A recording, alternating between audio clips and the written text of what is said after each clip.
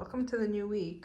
I finally got one of these pop guys. So you stick the newspaper or a grocery flyer around this, and then you push it down, and it kind of seals it for long enough that you have your seeds sprouting in the seedling pots to put out in the garden, so that you don't have to disturb their roots or anything. So that'll help with things settling in the garden, hopefully.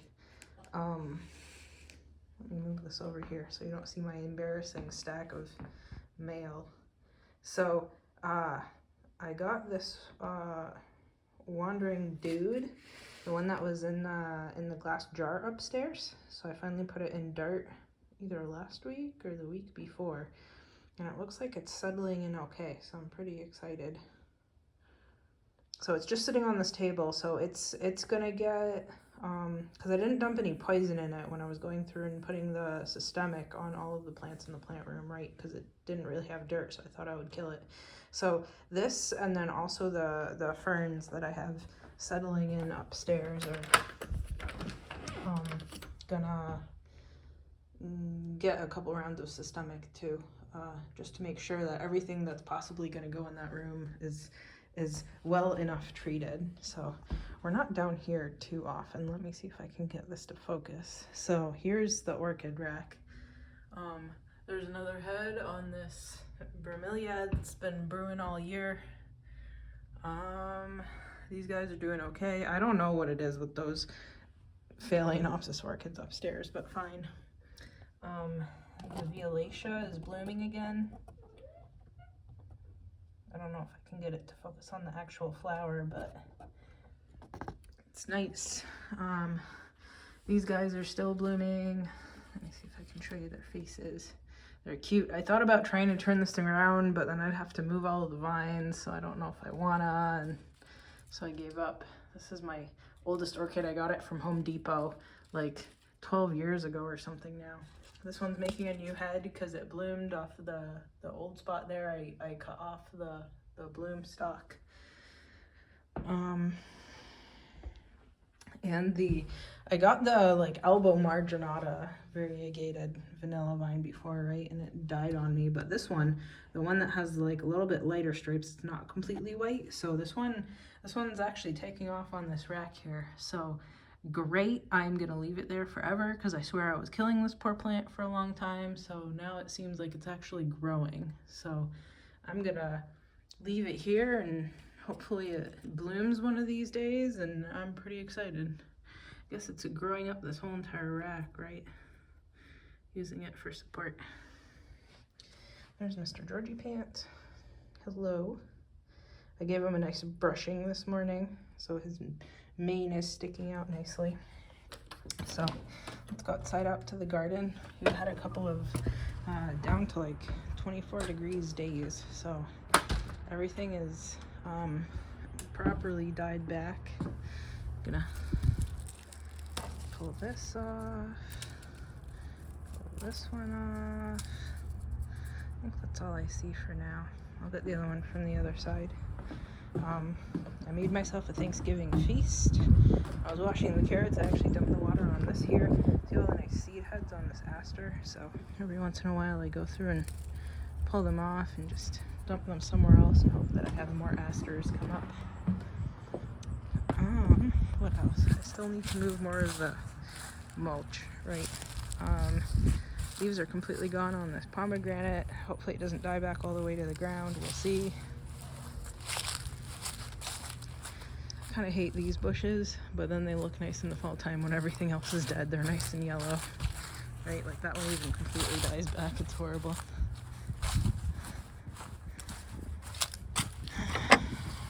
So what's new out here?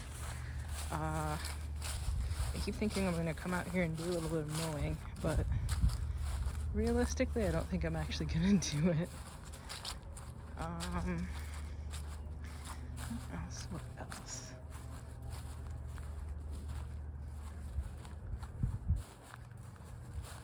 Oh, scaring the birds. Sorry, buddies. But I did leave you seeds to eat. Hopefully the birds are going after all of the pokeberries still. Oof. People screaming in these new houses. So I pulled up my parsnips. The ones in the raspberry pot here were kind of small. What else did I grab? I grabbed a head of parsley that I shoved in my birds. And oh, that gourd is doing well. Maybe I can pull it in already. We'll see. I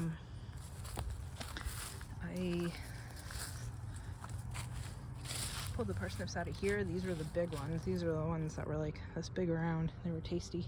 And what else? I pulled a bunch of leaves off the sage to also stick in my birds. I had game hens. Whoa, peaches still have leaves.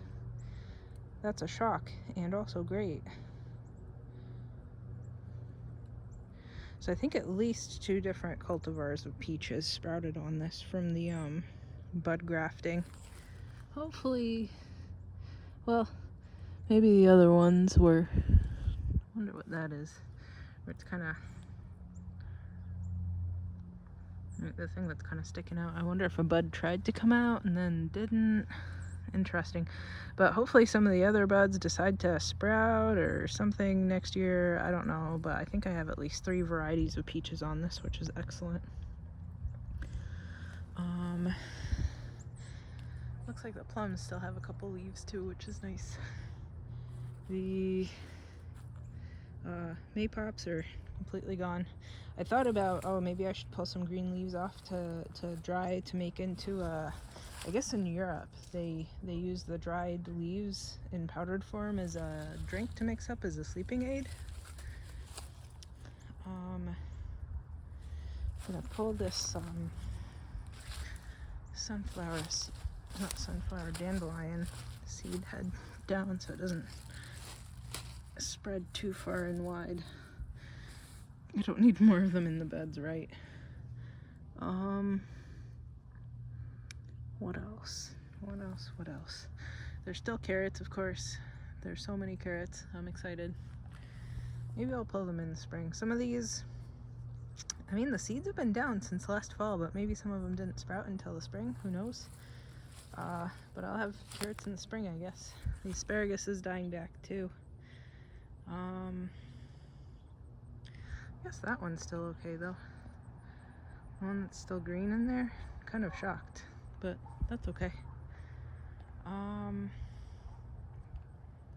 What else? Let's take a feel on this. Oh, it's pretty dried.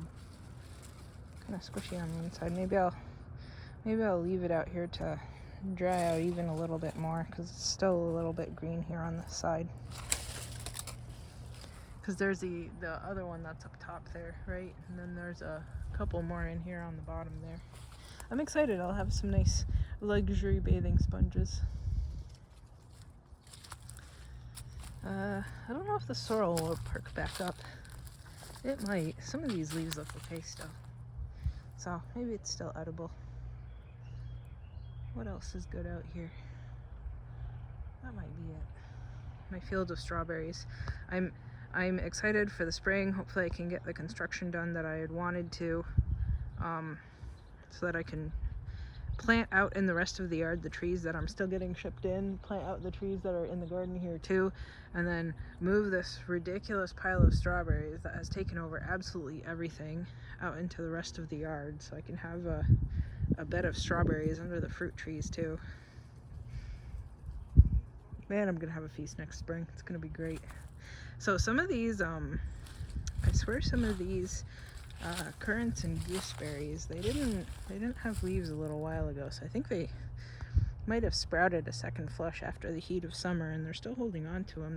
They're pretty cold hardy. They grow pretty far north, right? So that's good that they're getting a little bit more sun now. Hopefully all of these buds don't sprout though. Hopefully they keep to themselves. So this is the only bush that I didn't move when I moved everything to pots in the middle of the summer. I forget exactly why. Maybe I didn't have room or something, but it's definitely a nice big one. So hopefully I get all the construction done that I wanted and I can move all of the berry bushes, including this one, out into the rest of the yard. And this one's either a gooseberry or a gooseberry cross. You can see the nice spines on it, so it should be good. Not even need to have a fence on it.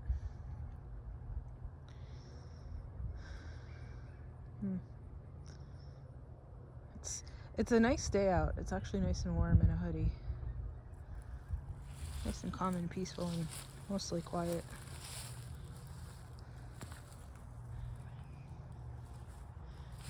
This is my, yeah, it's dying back. This is the thimbleberry. I really hope it retains some of its growth from this year when I plant it out next year. I get the feeling it won't because that stem looks pretty dry on it. Hopefully when I get it out into the yard it can keep those stems, because I think it only blooms on second year growth. So if it never keeps its growth, then I'm never going to get berries, and that's pretty sad because thimbleberries are delicious. So all of the rhubarb is died back. Maybe it has a couple of little leaves that are sort of trying, but this is all like squishy and gross. Should possibly move it into the composters, but they're pretty full. It's the chicken and egg problem that I always have, right? You gotta, in order to put the compost out in the beds, you need to clean them up. But in order to clean them up, you need to have room in the composters. So maybe I need to empty the composters by the shovelful into my wagon and then move all of this stuff in and then dig it in, or I don't know. Then there's all the perennials that I feel bad about too, right? The rhubarb is gonna get kicked out into the rest of the yard. But what do I do about this parsley, right? It is delicious and it will come back next year. It'll bloom next year, but it'll still be delicious next year. Same with the oregano. So if I mix compost in and properly mix everything, then these guys are gonna get killed when I do that. Luckily the oregano has spread to over here, but I guess those are problems for springtime me. Like, I think I can, considering the deer and everything didn't really attack the rhubarb, I think I can probably end up moving the sorrel out too, because I think everybody's going to be keeping clear of the, I don't think it's oxalic acid in sorrel, I think it's a different acid. I think that's, it's tasty. I think it's tasty because it's sour, but I think that's supposed to be a defense mechanism for the animals. So, I mean, I still have the whole winter to think about how I'm going to do this, right? Same with I have the whole winter to move that mulch pile. Once it freezes, it might get a little bit later because there won't be water in it anymore, right? So it'll be dried out, like freeze dried. So moving the mulch, what to do with the perennials, spreading the compost out. Do I save the compost for the fruit trees? All sorts of good things to think about. And also, do I eat this parsley? Because it probably needs those leaves, but they're delicious. I think this is the best parsley I've ever grown, actually. Look at all the leaves on that. I think that's all coming out of one nice big root. I think it found a good spot with good compost in it, because I think I mixed some compost in there this spring. The rest of the parsleys didn't do as well because they got shaded out by the rhubarb, like the one that's over there. I think there's another one over here somewhere, but this one did well. But I'll figure it out in the spring. Maybe I might even kick all the strawberries, even from the white beds, out and make those white beds into herb beds or something. Have parsley and oregano and sage and all of the other good stuff in those, and do what I always end up doing, just grow tomatoes everywhere else, because all I really want in the summer is tomatoes. And then remind myself in the wintertime that I love opening my freezer and seeing that I have sliced and preserved for myself zucchinis and carrots and other squashes to put into stews in the middle of the winter.